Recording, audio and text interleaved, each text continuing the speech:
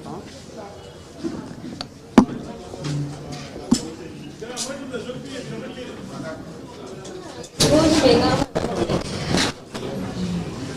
Ça va?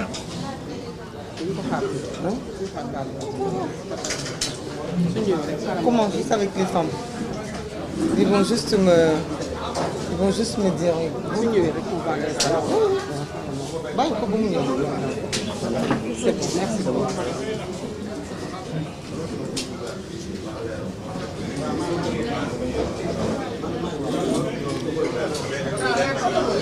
xanaa doo ma ni dafa am ñu commencé déjà seen ah. xam nga comme ñu commencé ñi ñoo ñëwoon sax. ah bon ah oui oui c'est vrai.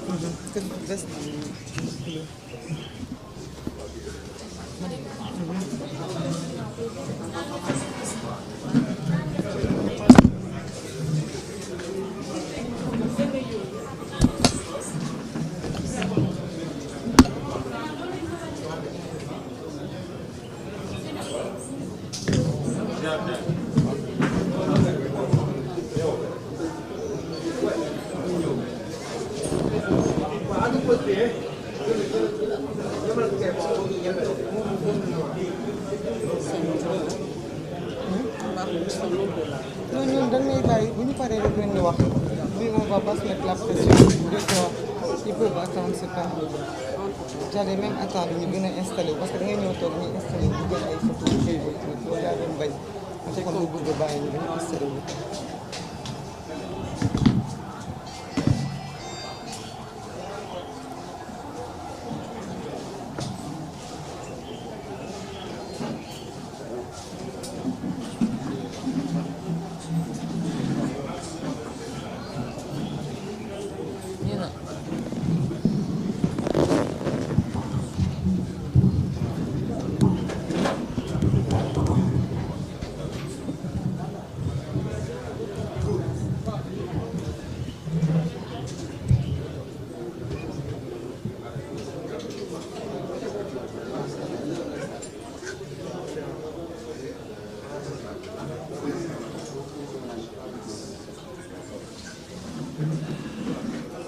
Après téléphone boobu dama koy jox dégg nga ñu recevoir message wala ndax WhatsApp bi ñëwul tëjuwul.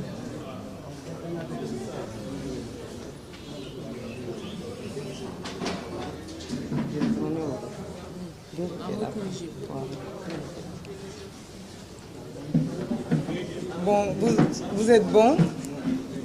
Hein? On attend.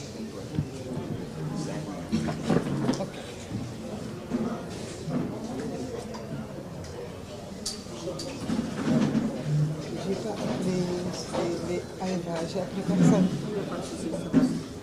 Elles vont m'en vouloir, mais bon, pas de vidéo, quoi. C'est pas hein? Non.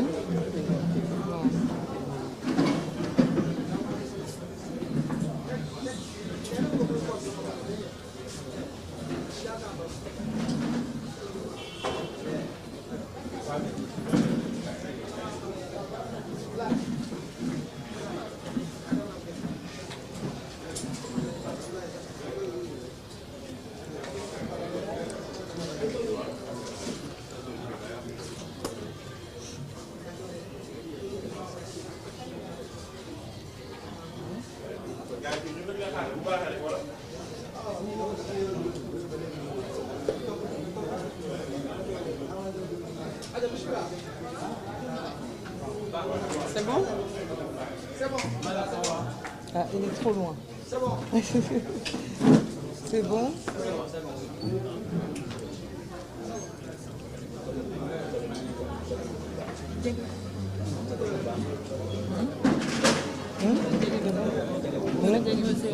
Prends ma jege ko jege.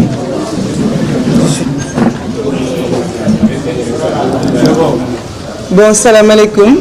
Si c'est bon, on peut démarrer. C'est bon pour tout le monde. Donc maa ngi nuyu yéen ñi fi teew ñëpp di leen gërëm di leen sant ci taxawaay bi. Voilà, donc di leen remercier ci seen teewaay fii ci sunu déclaration bi ñu nar a def di wax ne suñu amee silence tuuti waa mu gën. Voilà, donc asalaamaaleykum journalistes yi asalaamaaleykum askanu Sénégal ma ñëwoon tuuti rek ci seen kanam pour yëkkati ay kaddu nuyu kaddu ziar ginnaaw bi nga xam ne ñu ngi jógee ci ay gàmmu ci ay màggal askanu Sénégal yépp bokk ko dund ci ferveur ngëm-ngëm bi nekk ci ñun.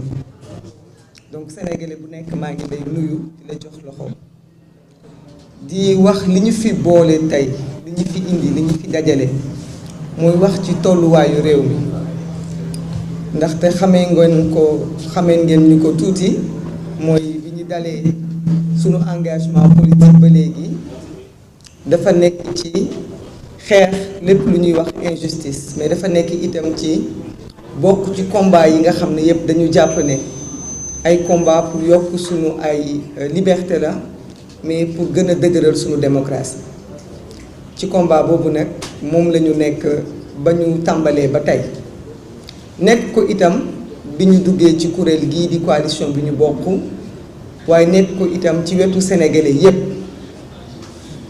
combat contre injustice boobu ku ma xam-xamme ma xam ni loolu laa mës a def loolu laa mës a woote loolu itam mooy samay tànki tey ndaxte dafa am citoyen sénégalais boo xam ni dafa bokk ci ñun tudd Ousmane Sonko ak des milliers d'autres sénégalais yoo xam dañoo bokk ci ñun te tey ñoom ñëpp ñu ngi la plupart d'entre eux victimes d'injustice ñu tëj leen ci kaso yi arbitrairement teg leen loo xamante ne du yoon mu nekk le sens même de notre combat. Mais le sens de notre combat aussi c'est la démocratie boobu nag moom moo nekk en souffrance jamono ji ñuy wax ak yéen parce que président Macky Sall bi mu toggee ci réew bi ba tey façon xeetu def procédure xalaat pexe bépp boo xamante ne mën na ko permettre mu toog ci réew mi bañ a dem ay ñooñam bañ a dem mu ngi koy def mu ngi koy xalaat mu ngi koy jëfe te lépp nag fekk ñu fi ñu mat ci ay seede yu mat sëkk ba mu toggee ci réew mi ba tey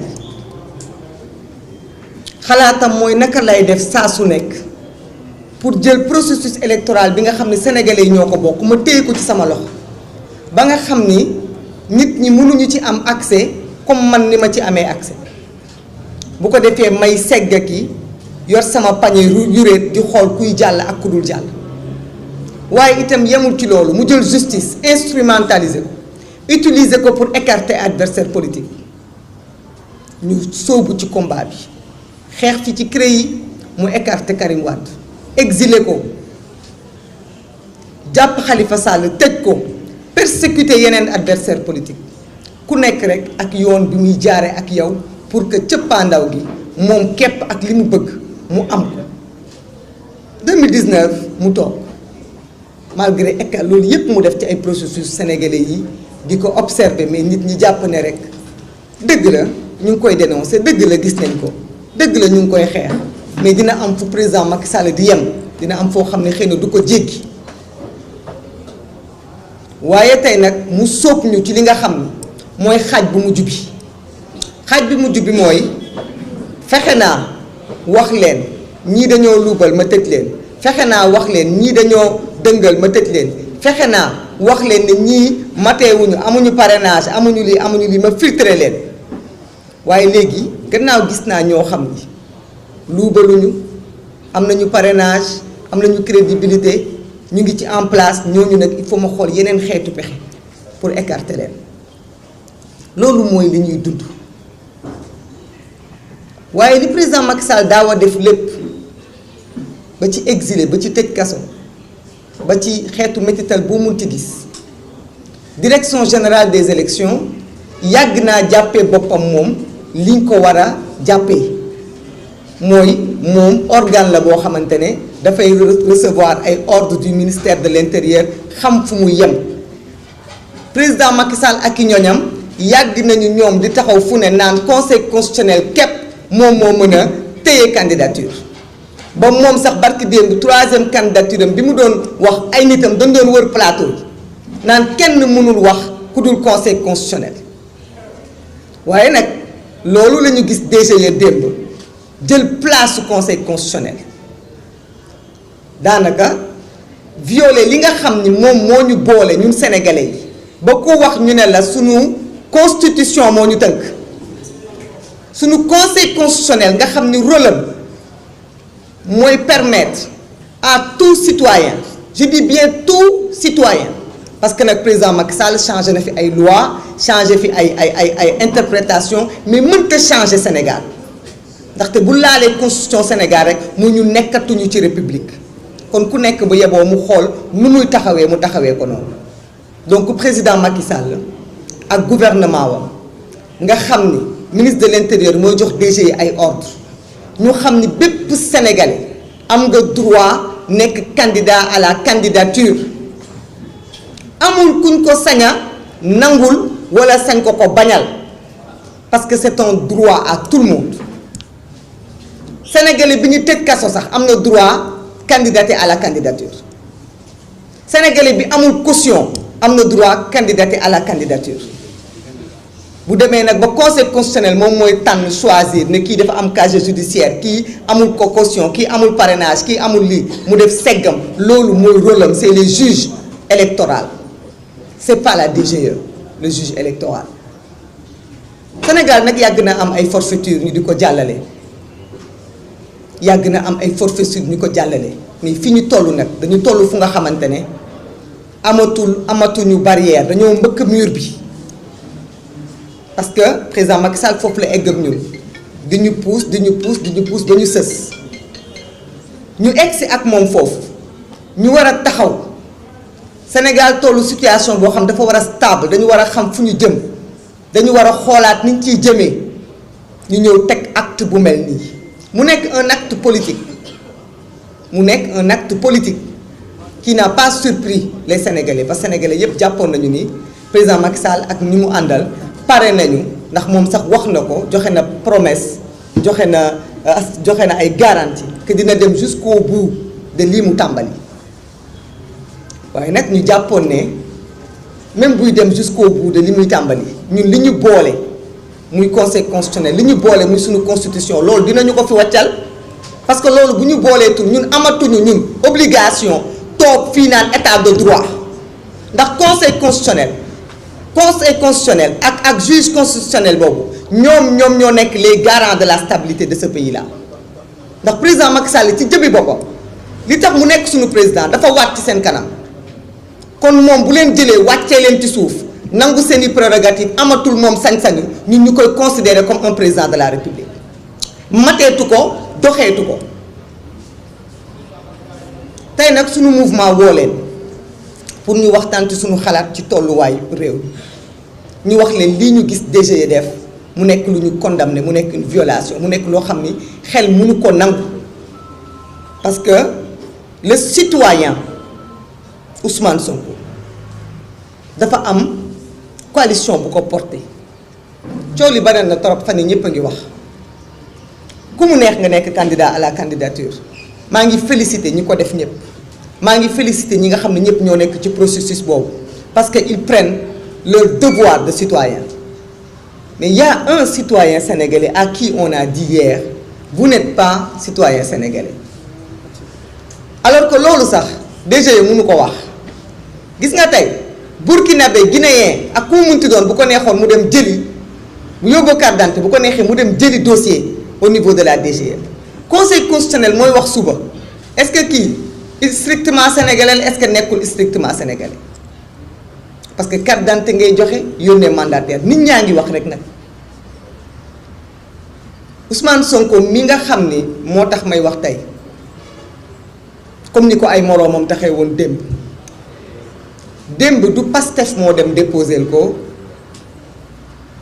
au niveau de la DGE c'est la coalition Sonko président 2024 bi nga xam ni ay partis politiques ak i mouvement ñoo ko porté ñoom ñoo dem déposer ni ko yoon mayee may ko ñeneen ñu def loolu nekk en toute légalité parce que gis naa ay nit ñu koy jéem a layal di expliquer naan comme Pastef dañ ko dissoudre bu fekkente ne dañu dem au nom de Pastef du Pastef moo déposé pour Ousmane Sonko ndax bokkuma Pastef bay waxal Pastef coalition Sonko président 2024 moom moo dem avec des partis légalement constitués et des récépissés avec d'autres mouvements citoyens ñoom ñoo dem def seen procédure ni ko yeneen coalition ak yeneen partis yi defee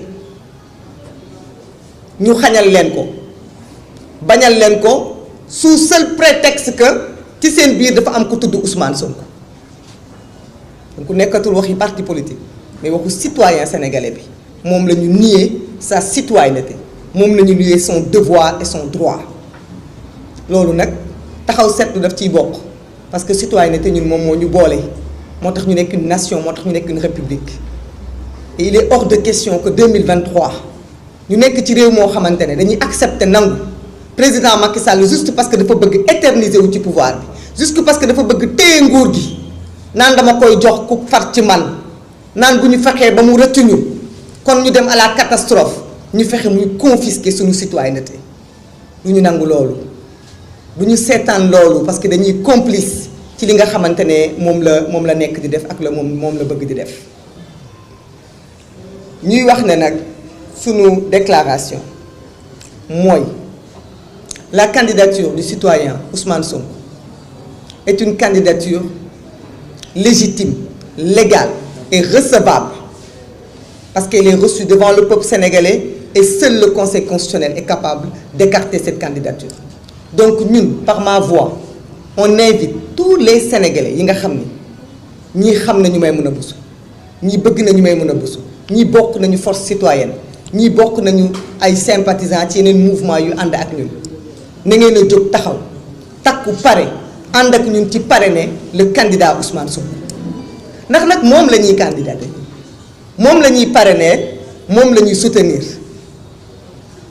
avec toutes les responsabilités yi ñu ci jël ndax lu tax ñu di ko def li tax ñu di ko def mooy pour rester cohérent ci suñu démarche bi nga xamante ne moom la ñu mës a def mooy dañu jàpp ni on ne peut pas laisser des victimes d'injustice tomber entre les mains de Macky Sall mais parce que aussi dañu def une promesse au peuple sénégalais promesse bi ñu leen defal mooy dañu leen ne plus jamais dootuñu nangu Macky Sall di choisir kan moom mooy nekk candidat ak kan moo ko dul nekk te foofu la ñu toll ak moom mooy le choix des candidats écarter les candidats sama wax bii nag su ma ko waxee tey dina am ñu commencé def jiixi jaaxa li tax parce que am na ñu bëri ñu jàpp ne am na ay candidats yoo xam ne gis nañ leen au sein de Pastef et c'est à saluer parce que Pastef dafa am électorat Pastef dafa nekk parti te la plupart de ñii di wax naan Pastef am na ay plan ñoo doon wax barki dem Pastef dañ ko dissoudre il faut être cohérent dans ce qu'on dit soit Pastef parti la ba tey soit nekkatul parti bu Pastef nekkee parti am nañ sañ-sañu teg ay stratégie pour récupérer seen ay voix bu fekkente ne Pastef nekkatul parti ay citoyens yi nekk biir Pastef am nañ sañ-sañu organiser wu ak yeneen parti wuti itam dajale seen électorat ça n'a rien à voir avec cette coalition Sonko président qui porte la candidature de Ousmane Sonko il faut que ce soit bien clair ça n'a absolument rien à voir li ma bëgg daanelee rek mooy dinaa wax léegi message bu may def président Macky Sall parce que nag dëkk bi on semble oublier que les seuls meurtriers ici les seuls assassins ici les seules personnes à poursuivre et à bannir ñi nga xam ne ñoom la ñu war a seppi seen loxo ci lépp lu jëm ci élection mooy ñi nga xamante ne ñoom la ñu porter plainte à la CPI parce que plus de 50 de nos jeunes sont morts tués par barbarie avec des images avec des preuves matérielles te ba tey justice deful liggéeyam ñi nga xam ne 2011 ba léegi ñooy tirer ci suñu kaw ay doom ñooñu ñoom ñooy ñi nga xam ne ñoom ñoo mérité wul toog au banc des élus ou des élections, mais pourtant bokk nañu. Même les bandits au col blanc dont Amadou Ba ñi nga xam ne dañoo détourné ay milliards et milliards bokk nañu. Même ñi nga xamante ne démb dañ ne woon sàcc nañu luubal nañu fexe nañu ba boole leen. Même ñi ñu écarté woon fexe nañ de ba boole leen am na ñu amnistié boole nañ leen am na ñu gracié boole nañ leen am na ki nga xamante ne Karim Wade xeexal nañ ko ba ñu koy boole ma nga Qatar exilé hors du pays mais dañu jël candidature am Khalifa Sall en prison dañu jël candidature am. Qu'est-ce qui se passe donc? Qu'est-ce qui se passe? Qu'est-ce qui est nouveau?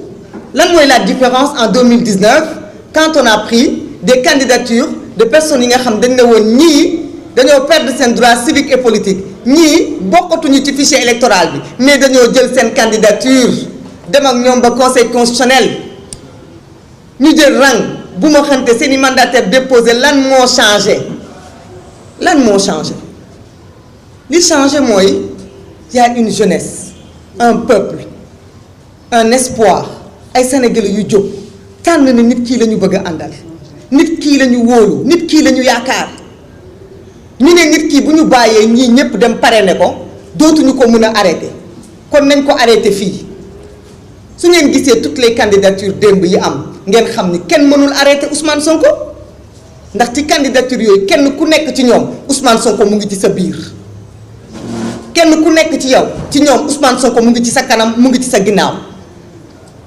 la plupart des candidatures de l'opposition peuvent être des candidatures de Ousmane Sonko et je le dis ici et je l'assume. Je le dis ici et je l'assume parce que ñëpp ñu nga xam ne ñu ngi opposé wu à Macky Sall taxaw ci tant que opposition mën nañu nekk les candidats de Ousmane Sonko parce que ñoom ak Ousmane Sonko ñoo bokk le combat.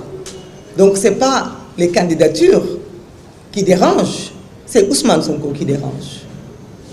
Le combat contre l'injustice que nous menons nous empêche de nous arrêter là, nous empêche ñu plier wu ñu nangu ñu ne dañuy bàyyi ñun dañuy wutali Ousmane Sonko parrainage ñu ngi demander sénégalais yi nga xam ne ànd nañu ak ñun ñu pare ànd ak ñun ci jox ñu parrainage yooyu nañu jaar ci ñun nañu jaar ci képp ku ñu jege nañu jaar ci képp ku ñu xam ci jamono yu tuuti yu jege tuuti dinañ leen wax ban procédure la ñuy demee ci parrainage yooyu bu ñu jógee ci parrainage yooyu lépp lu nekk formalité lu ñu war a defal un candidat dinañu ko def après bien sûr recours yi nga xam ni dinañ ko présenter devant la justice devant la Cour suprême parce que malgré que on ne croit pas à la justice on est des républicains on est tenu de faire les procédures dinañu def la procédure contre cette forfaiture bi nga xam ne démb dans l'histoire politique du Sénégal kenn masu ko gis ñëpp nangu nañu loolu ni amul ni existé wul waaye nag dafay yomb itam ñu ne comme amul existé wul te nangu nañu ne Ousmane Sonko tey bu yeewu woon ne Maïmouna Bousso daa bëgg ngeen tànnal ma ko président sax sénégalais yi dinañ ko ko defal parce que xam nañu ne li tax ñu di ko ko defal mooy wóolu bi ñu ko wóolu ne du tànn koo xamante ne dina juum du tànn koo xam ne dina ko wor mais du loolu mooy débat bi citoyen citoyenne du loolu mooy débat bi parmi nous il y a un citoyen à qui on refuse son droit de citoyenneté donc le premier combat c'est le combat de la restitution de cette citoyenneté-là. C'est le combat de la restitution des droits de Ousmane Sonko. Conseil constitutionnel moom moo habilité wax dina bokk wala du bokk nañu ko bàyyi mu déposer bu ñu ko bàyyiwul mu déposer Ousmane Sonko mën na am yeneen xeetu parrainage mais ñun ñi suñu bopp mën nañu porter candidature am mën nañu porter parrainage am te dinañu ko def nag dinañu ko def ba mu mat sëkk. moo xam ci cadre coalition bi la moo xam ci beneen cadre la mais li ma bëgg sénégalais yépp jàpp ko tey te waxaguñu ko woon boobu ba léegi mooy def nañu Ousmane Sonko suñu candidat pour les élections de 2024 te nag xar nañ suñu tànk tubéy pour taxaw pour élection yooyu li fi jonoon am dootu fi amati yàgg nañu nag def ay combat de principe mais mosuñoo boot candidat mosuñoo taxaw ne candidat bi dañuy dem ak moom porter campagne am porter candidature am dem jusqu'au bout loolu moom lañu décider def xam nañu nag ñi ñu amal affaire ce sont des gens prêts à tout parce que bi ñu jógee ci radier Ousmane Sonko mi nga xam ne dafa jàng am ay diplôme am jaare ci yoon dañu ko jël persécuté ko accusé ko de viol de vol de portable de détournement de terrorisme de toutes sortes de péchés uniquement pour l'écarter des élections présidentielles et l'écarter de ce désir de cette jeunesse. Je ne pense pas que je sois toujours jeune, je pense être une grande dame de par sous ma famille, les enfants que j'ai mis au monde. Mais je considère me sentir plus du côté de cette jeunesse qui mérite qu'on se batte pour moi. Les jeunes ne doivent pas dire légal pour dem traverser parce que jàpp ni espoir amatul. Restez et battons-nous. N'acceptons pas ce qu'ils nous disent. N'appelez pas au combat. On a le droit d'appeler au combat. Les gens ont appelé au combat pour que ce pays se mette debout. Suñuy maam dañoo xeexoon démb ba Sénégal taxaw bu ñu kenn nangu ñu accepter ñu ñuy xoqatal ñu ñuy exiler ñu résilier wu ndax lan ndax dafa am ay tyran yu toog ci réew mi jàpp ne réew mi ñoom képp ñoo ko mën a jiite ku dul ñoom waru ko mën a jiite jaxase ñu ak suñu ay kilifa diine wër boole ñu ak suñu ay wéeruwaay Sénégal nekk dans deux ci benn balance nañu am sañ-sañu taxaw parce que on est l'avenir de ce pays parce que nag dëgg la mat naa bàyyi ci réew waaye mag boo munti gis dafay yiir njabootam te nag xale yi kenn mënul leen a génnee réew mi ba ñu jeex rayal dóor ay bal tegal ci gaal yi am na ñoo xam ne sax je pense ñoom ñuy financer gaal yi parce que quand même c'est inadmissible nga toog di xool sa jeunesse ñuy génn comme ça avec cette force avec cette cadence te doo def dara te barki démb donc nga jàpp fi Juan Branco topp ko ba ci ay garde-côte ki nga bëgg a jàpp mu yéeg ci gaal di nga ko jàpp mais ñi nga bëgg ñu génn rëcc la parce que bëggatoo ko xeex yaa ngi leen di bàyyi ñuy génn di dem te dara du la ci fekk loolu moom laa bëgg mu arrêter. J'invite la jeunesse à rester debout, à se mobiliser. Nous avons le droit pacifiquement de porter le combat, mais nous avons le droit de résister jusqu'au sang pour ce pays-là. Le Sénégal en vaut la peine. La démocratie en vaut la peine. Nos libertés en valent la peine. Renoncer à ça, c'est renoncer à sa nationalité. C'est renoncer à sa citoyenneté sénégalaise. Alors choisissons lan lañ bëgg.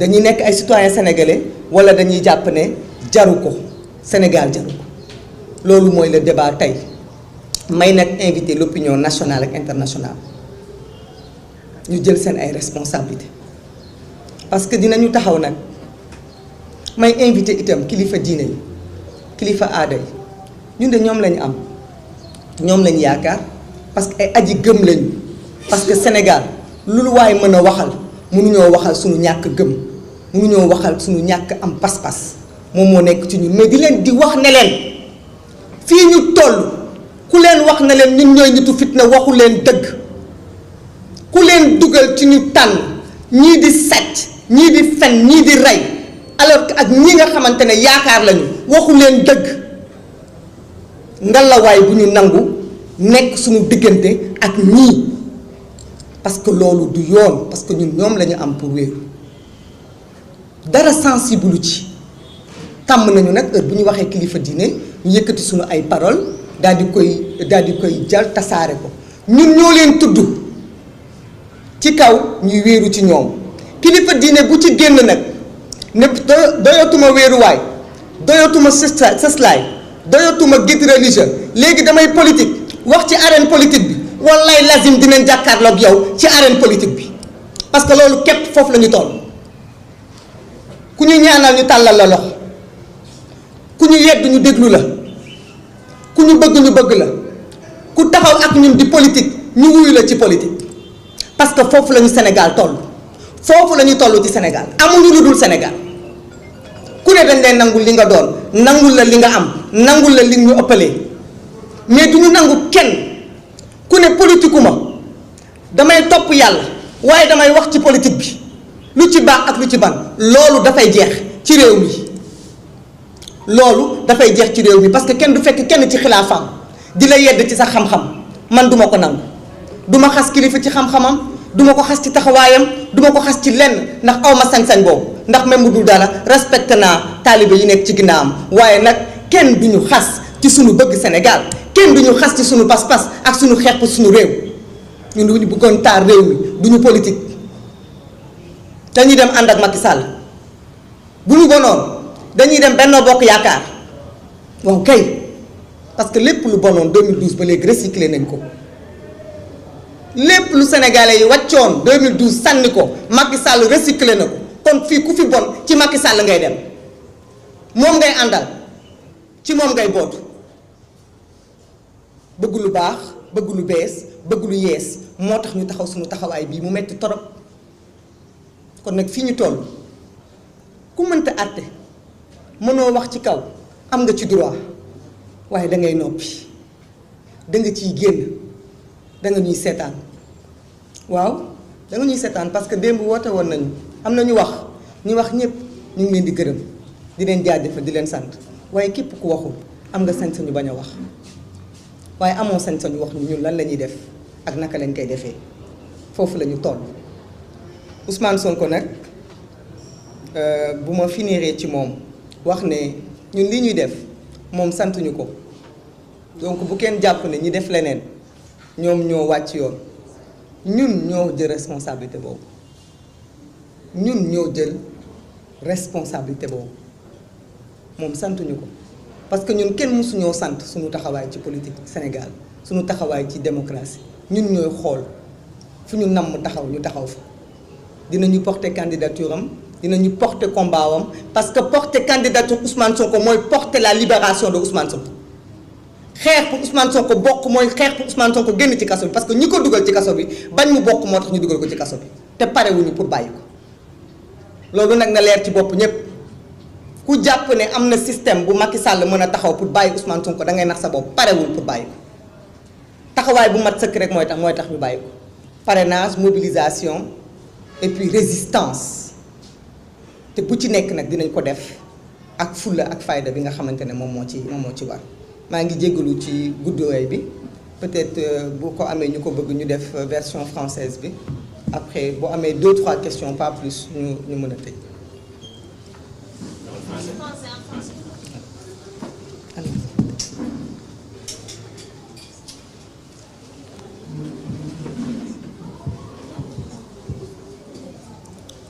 Donc, bonjour tout le monde, merci pour la présence. Je tiens à féliciter et à remercier tous les journalistes qui sont là, mais aussi à féliciter mes collaboratrices qui sont à côté de moi. Vous allez penser que Force Citoyenne est un mouvement féminin, pas du tout. C'est juste que les femmes et les mères que vous voyez là sont peut-être les personnes qui sont les plus proches de moi et comme aujourd'hui on n'a pas eu beaucoup de temps pour préparer cette conférence de presse, on n'a pas jugé nécessaire d'élargir la convocation aux jeunes, aux cadres et à tout le monde. Donc, on vous a invité ici aujourd'hui pour vous donner mon point de vue sur la situation actuelle, d'actualité. Vous savez tout ce qui s'est passé depuis hier à la DGE avec le démarrage du dépôt des fiches de parrainage. Depuis l'avènement du président Macky Sall à la tête du pays, la démocratie recule pas à pas. La justice se meurt à petit feu. Les libertés sont confisquées dans le seul but de s'éterniser au pouvoir. Le président Macky Sall, qui a l'habitude d'écarter des adversaires politiques, en commençant par Karim Wade, Khalifa Sall, des candidats recalés par un parrainage opaque, aujourd'hui il a franchi la ligne rouge en donnant des prérogatives outrepassées au Conseil constitutionnel, à la DGE, qui dépend du ministre de l'Intérieur, qui a refusé à nos mandataires, les mandataires de la coalition Sonko président. Je ne parle pas au nom de la coalition, je parle en tant qu'entité de cette coalition. On nous a refusé tout simplement de nous donner les fiches de parrainage pour le citoyen Ousmane Sonko, par seul motif qu'il serait inéligible. Inéligible de quoi? Jamais et nulle part Ousmane Sonko n'a vu se faire notifier une décision de justice qui lui parle d'inéligibilité. Mais comme à l'accoutumance, le président Macky Sall viole la loi. Il fait comme il veut.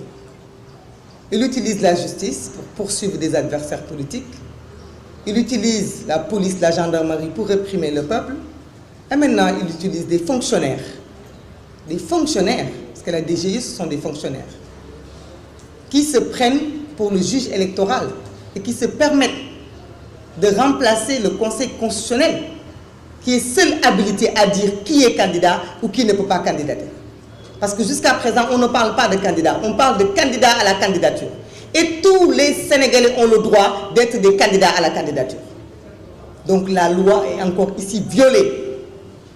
Des recours seront faits.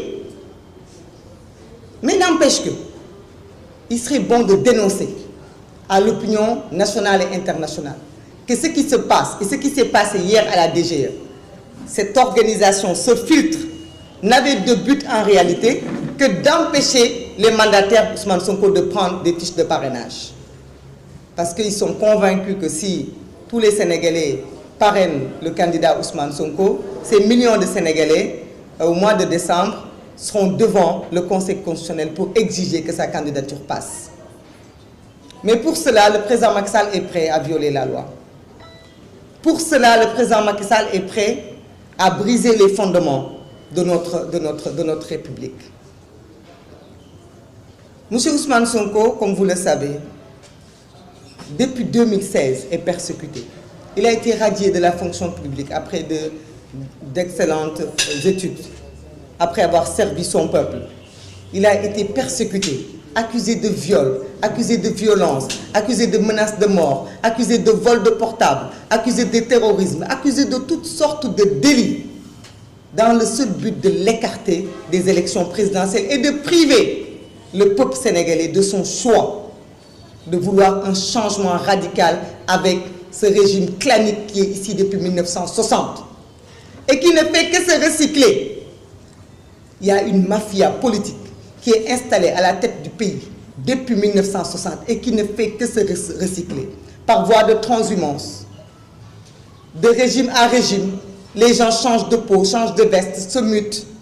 On devrait même inventer un autre mot que transhumance par respect aux animaux, qui même eux hésitent à faire certaines choses.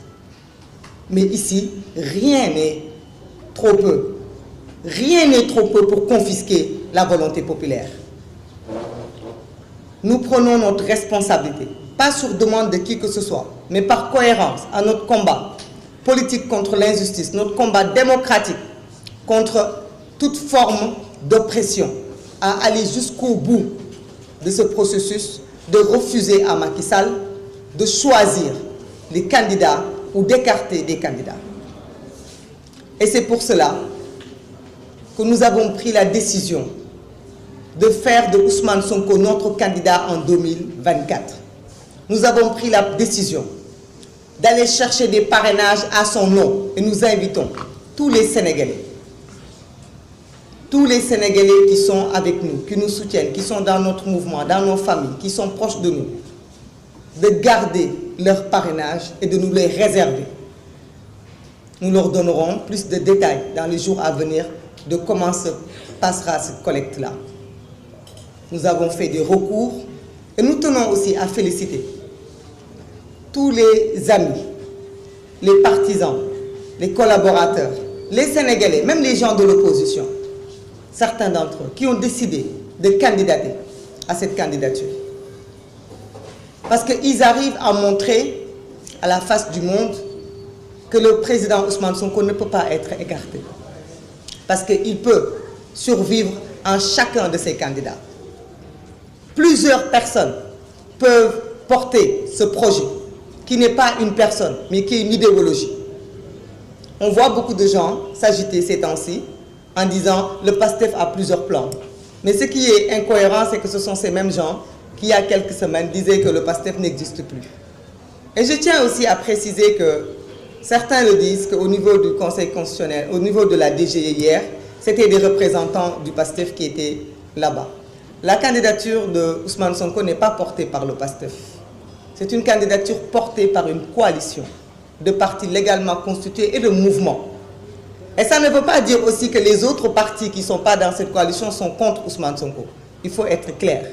C'est juste que nous sommes convaincus que Ousmane Sonko et le projet et l'ensemble des gens qui partagent cette idéologie arriveront au pouvoir en 2024. Par tous les chemins que ce soit, il faut que ceux qui sont en face le comprennent. Il faut qu'ils comprennent que leur règne est fini, c'est terminé. Game over, comme disent les jeunes. Par A, par B, par X, par Y, tous les chemins vont mener à tout simplement à leur fin, à leur départ. Ils vont partir. Ils ont tué pour rester, emprisonné pour rester, volé pour rester. Maintenant, ils désacralisent nos fonctionnaires. Ils désacralisent notre justice. Le Conseil constitutionnel, organe suprême au-dessus de tout le monde. Il lui ôte son droit en le donnant à la DGE qui n'a pas les prérogatives de le faire. Nous les rappelons à l'ordre, nous leur demandons de ne pas brûler ce pays. Ils sont partis jusqu'à aller voir des chefs religieux, des guides que nous aimons, que nous vénérons, pour leur dire que nous voulons brûler ce pays. Ce n'est pas vrai. Ici, les seuls pyromanes, c'est le président Macky Sall et ses acolytes, ceux qui sont avec lui. C'est les seuls pyromanes. C'est les seuls qui veulent brûler ce pays. Parce que c'est eux qui persécutent. Nous demandons à la jeunesse de rester. Nous demandons à la jeunesse de ne pas abdiquer, de ne pas fuir, de ne pas désespérer, de ne pas mourir en mer, de rester, d'y croire, parce que la victoire est proche. La fin est là. Tout le monde le sent. Ils sentent tellement à la fin qu'ils paniquent. Ils sentent tellement à la fin qu'ils sont prêts à tout. Je dis bien tout. Nous mesurons cette responsabilité. Nous n'avons même pas demandé l'avis de Ousmane Sonko pour porter sa candidature. Parce que nous considérons qu'il est victime d'injustice. Cette injustice que nous combattons de 2012 à maintenant. Nous sommes convaincus qu'il est victime de refus de citoyenneté. Qui d'autre pour porter ce combat? Nous sommes des millions de Sénégalais prêts à porter ce combat. Mais nous avons la responsabilité d'assumer la nôtre. Et nous vous dirons les jours à venir toutes les formalités et toutes les procédures que nous avons décidé d'emprunter. Nous disons seulement à Macky Sall de se ressaisir. De se ressaisir. Il est passé sur 14 cadavres pour arriver au pouvoir. Il est passé sur plus de 50 morts dont les dossiers sont encore à la CPI pour s'éterniser au pouvoir. À lui de voir comment il veut sortir. Ce n'est pas en allant se cacher dans des larmes ou derrière des plaintes ou derrière des prières de guides religieux qui va pouvoir échapper au destin du peuple sénégalais. Nous n'accepterons pas ceci. Nous n'appelons pas les gens à mourir, nous appelons les gens à vivre. Vivre pour construire ce pays. Vivre, rester en vie pour tout simplement sauver notre pays. Nous invitons tout un chacun à la retenue.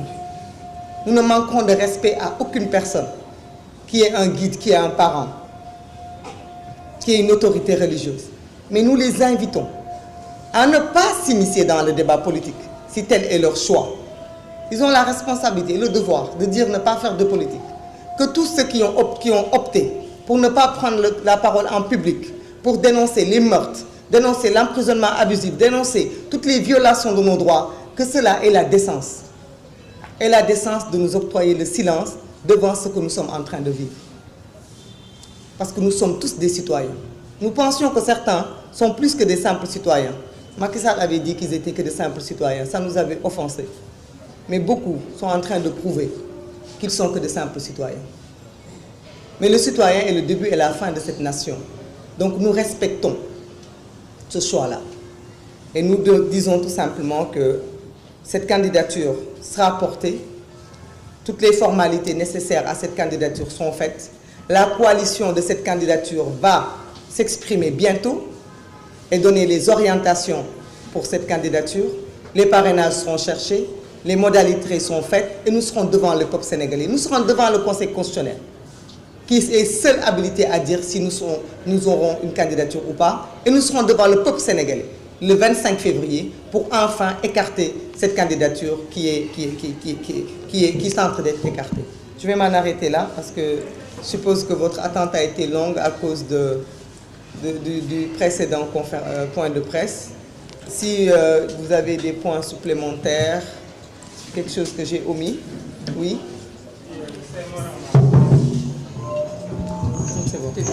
Juste quelques instants.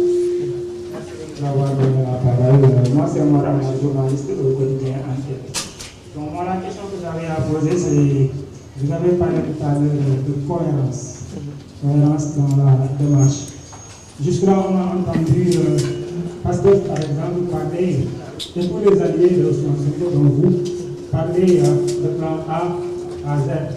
Hier, on s'est rendu compte qu'effectivement, comme vous l'avez souligné, Pasteur a présenté avec d'autres mandataires pour présenter d'autres candidats à la candidature. Est-ce que pour vous, là, il n'y a pas d'incohérence dans la démarche? C'est ma première question. La deuxième, c'est vous êtes allié du président Ousmane Sonko, vous le soutenez. Aujourd'hui, malgré le fait qu'on ne lui a pas donné de fiche de parrainage, vous continuez à vous accrocher à cette candidature-là de Ousmane Sonko. Est-ce que, quelque part, vous n'êtes pas plus royaliste que le roi Pastef, qui, lui, envisage déjà d'autres hypothèses, c'est-à-dire l'hypothèse où Ousmane Sonko ne serait pas candidat. Est-ce que vous ne pouvez pas aussi, est-ce qu'on s'attend à ce que la coalition Sonko président dont vous réclamiez et aussi d'autres options, ou bien cette coalition-là pense que sans Ousmane Sonko, elle ne peut rien faire? C'est ça ma question. Elle était un peu pêle-mêle, mais bon, je vais essayer de la reconstituer. Vous avez parlé de cohérence par rapport à la démarche du PASTEF. Excusez-nous, est-ce qu'on peut finir? Donc, vous avez parlé de cohérence par rapport à la démarche du parti PASTEF qui a déposé plusieurs candidatures. Et je pense que vous allez en voir d'autres candidatures. Je suis en train de vous dire que ce qui se passe, c'est qu'il faut saluer la maturité de ce parti PASTEF et même du président Ousmane Sonko. Pour une fois dans l'histoire politique du Sénégal, un parti, ou en tout cas une entité, montre à la face du monde qu'ils n'ont pas une idéologie fixée sur une personne. Dans l'histoire politique du Sénégal, on est habitué à une personne. Vous avez vu ce qui s'est passé en 2019 avec Karim Wade.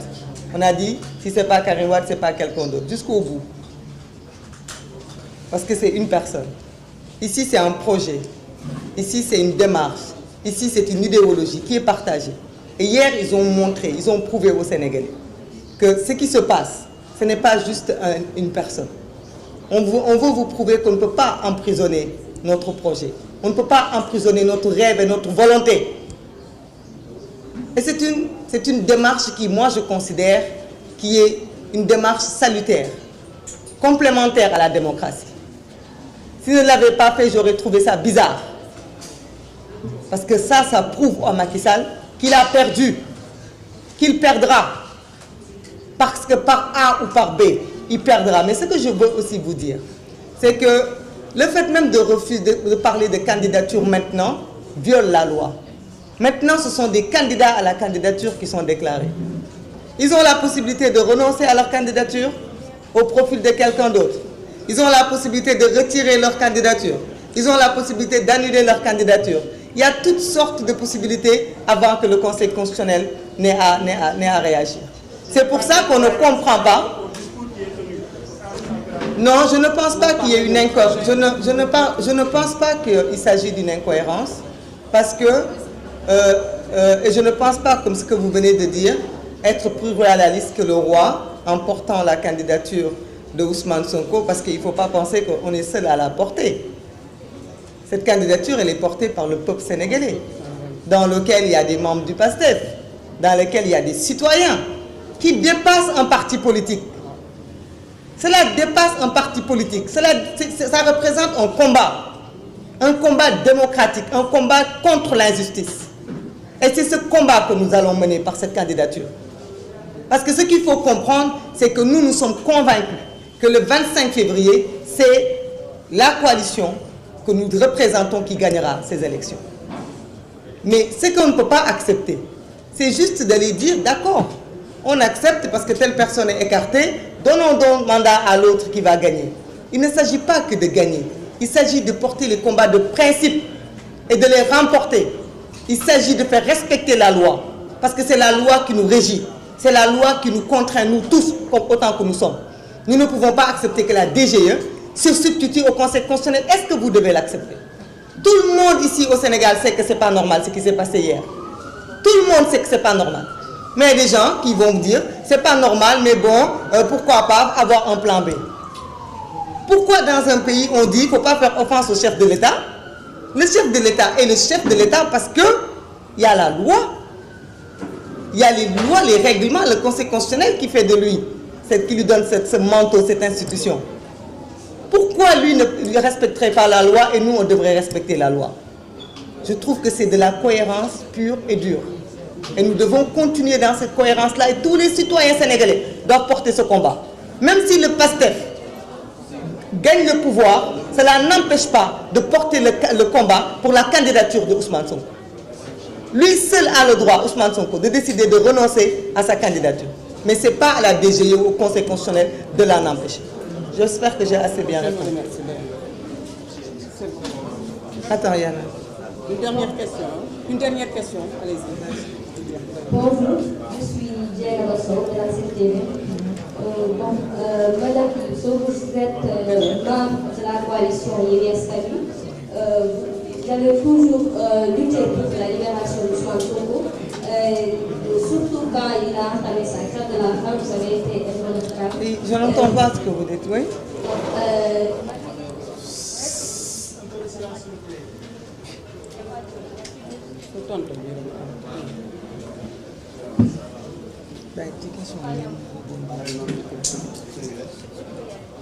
Récemment, un guide religieux a fait une sortie disant que lui aussi il est membre de la coalition Yewwi-Askan Wi, disant que quand Sonko était à l'hôpital, il y avait des membres de la coalition Yewwi-Askan Wi qui venaient lui rendre visite et Sonko simulait un malaise pour ne pas les parler et parler à elle. Et votre appréciation par rapport à cette sortie du guide religieux, membre de Yewwi-Askan Wi? Il faut aller lui demander. Je ne peux pas commenter des paroles d'autres personnes. Il faut aller lui demander pourquoi il a dit ça. Je pense que là, je voudrais que vous me posiez une question sur ce qui nous lie, cette citoyenneté. Et j'invite les journalistes à ne pas accepter. Vous savez, ce qui s'est passé en 2012 pour qu'on ait une alternance, en 2000 pour qu'on ait une alternance, c'est parce que les gens ont pris leurs responsabilités. Les gens ont compris leur rôle de journaliste. C'est-à-dire qu'à un moment donné, dans l'histoire politique du Sénégal, ils ont dit ce qu'il fallait dire. Ils n'ont pas eu à attendre que ce soit les politiques qui le fassent. Ce qui est en train de se passer là, on nie à un citoyen sénégalais sa citoyenneté, son droit d'être un Sénégalais. On lui dit tous les Sénégalais ont le droit de candidater à la candidature, mais pas vous. Pourquoi? Parce qu'il y a une décision de justice qui ne vous a pas été notifiée. Parce que si on notifie la décision de justice, il va falloir que la contumace tombe et qu'on libère la personne. Donc, on essaie de trouver des systèmes, on viole la loi. Oui, mais je ne suis pas là au nom de Yewwi-Askan Wi. Vous attendrez que Yewwi-Askan Wi se prononce et Yewwi-Askan Wi parlera de ça. Moi, je suis là au nom de Maïmouna Bousso, qui prend ses responsabilités en tant que citoyenne sénégalaise pour dire que Macky Sall ne choisira pas à ma place qui je vais soutenir pour les présidentielles de 2024. Ne choisira pas à notre place en tant que mouvement citoyen qui nous allons soutenir pour les élections de 2024. Qui ne choisira pas à notre place qui nous devons porter à la tête de ce pays en 2024. Et nous avons ce droit et cette responsabilité de continuer ce combat. Maintenant, rien ne vous dit que demain, que ce soit cette coalition, nous n'aurons pas d'autres candidats. Pourquoi Macky Sall a le droit d'avoir un candidat par stratégie et non l'opposition, et non Yewwi-Askan Wi, et non Ousmane Sonko, et non la coalition Sonko? Nous aurons autant de candidats que de possibilités de faire quitter Macky Sall. Parce que c'est de cela qu'il s'agit. Il faut qu'ils comprennent que c'est fini, que c'est terminé, que quelle que soit la personne qui sera là, le pouvoir leur a échappé. Maintenant, nous invitons les Sénégalais à jouer leur rôle. Les associations civiles, certains font leur rôle, mais eux aussi sont interpellés parce que hier, ils étaient à la DGE. Nous n'attendons pas de la société civile qui fasse les plateaux télé pour dire ce qui s'est passé n'est pas normal. Ils font partie du processus, ils doivent prendre leurs responsabilités et dénoncer de l'intérieur ce qui s'est passé. Personne ne doit accepter qu'on refuse à un mandataire de prendre les fiches de parrainage. Nous allons faire le recours et nous irons prendre les parrainages. Et nous combattrons avec le PASTEF, avec les Sénégalais, avec tous les citoyens debout pour que cette forfaiture-là cesse, parce que Ousmane Sonko ne doit pas être considéré comme un demi-Sénégalais juste parce qu'il représente un adversaire redoutable qui peut empêcher le président Macky Sall de faire ce qu'il veut, c'est-à-dire s'éterniser au pouvoir et passer le Sénégal comme un relais, hein, comme l'indique le lieu où on est, un relais qu'on passe de main à main. Je l'ai reçu de telle main, je veux le redonner à telle main, qui le redonnera à telle main. Le pays-là, ce n'est pas une monarchie. Macky Sall ne l'a pas hérité ni de son père ni de sa mère. Et il est hors de question que notre pouvoir démocratique soit bafoué juste parce qu'on a peur ou juste parce qu'on accepte cette citoyenneté qu'on nous prive. Donc nous serons debout et nous irons jusqu'au bout de ce combat. Je crois que c'est terminé. Voilà. Je vous remercie de votre présence et de votre patience. Merci.